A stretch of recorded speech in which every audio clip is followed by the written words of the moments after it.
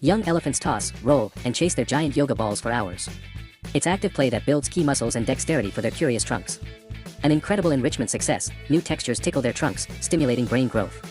Boosts coordination, prevents future arthritis. It's not play, it's vital physiotherapy for joints.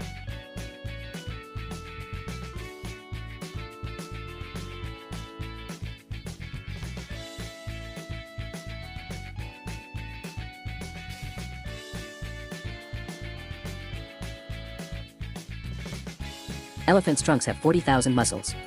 Yoga balls stimulate them, building dexterity for feeding. It's essential training, disguised as play. Young elephants use yoga balls to build trunk strength and prevent boredom. A UK zoo introduced this enrichment and they're obsessed. It's incredible, it mimics pushing herd elders, a natural behavior. Studies show it reduces calf stress, boosting health.